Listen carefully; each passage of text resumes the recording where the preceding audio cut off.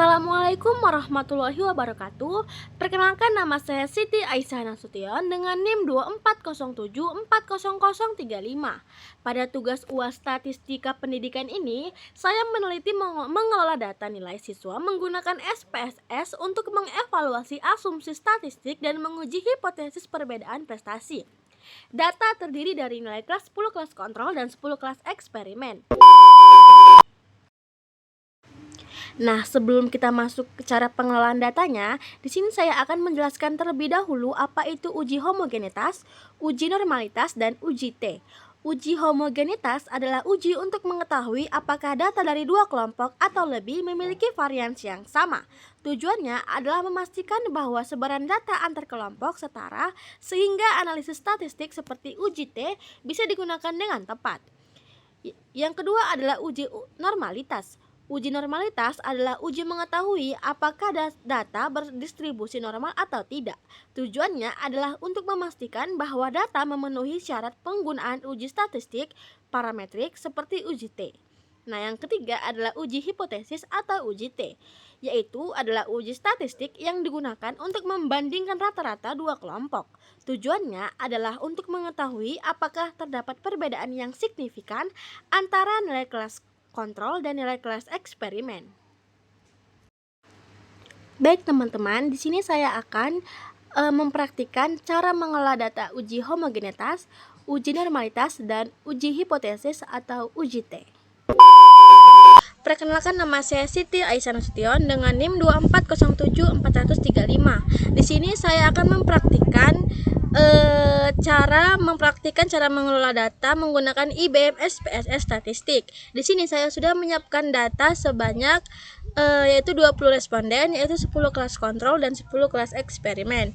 Baik, tanpa berlama-lama kita masuk ke aplikasi IBM SPSS statistik dan mulai proses pengelolaan datanya.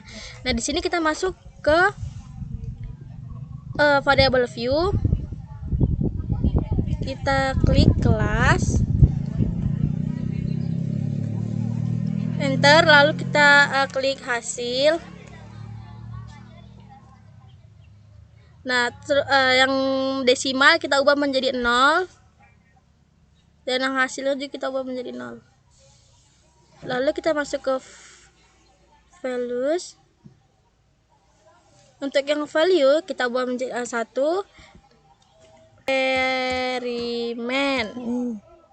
Kita add, dan untuk value 2 kita buat menjadi kelas kontrol. Lalu kita klik OK. Nah, lalu kita ubah menjadi scale. Kita masukkan datanya. Baik, kita buka aplikasi Excel, copy,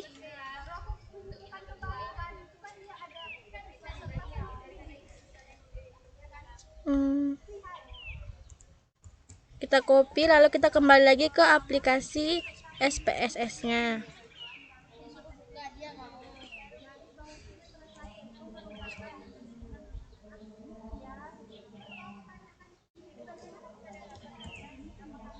Nah, lalu kita copy juga hasil dari aplikasi Excel-nya tadi.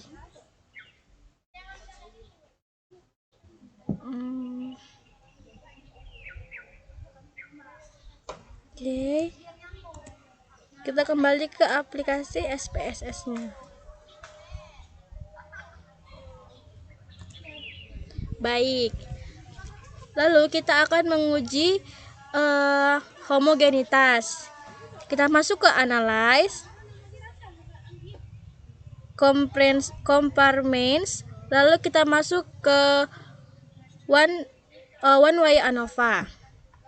Lalu untuk kelas kita masukkan ke dependent list, dan hasil kita masukkan ke faktor. Lalu kita klik option, kita klik homogenitas dan continue. Kita klik OK. Baik, ini adalah hasil dari uji homogenitas. Baik, kita klik silang. kita no. Baik, kita masuk ke uji normalitas. Kita klik analyze. Kita pilih deskripsi statistik, lalu kita klik explore. Lalu untuk kelas kita masukkan ke dependent list, untuk hasil kita masukkan ke factor list. Lalu kita klik plot. Lalu kita ketik normality plot with text, baru kita continue. Kita klik OK. Nah, ini adalah hasil dari uji normalitas. Lalu kita klik tanda silang no. Nah, baik, kita langsung masuk ke uji T. Kita klik analyze. Kita klik compartments, lalu kita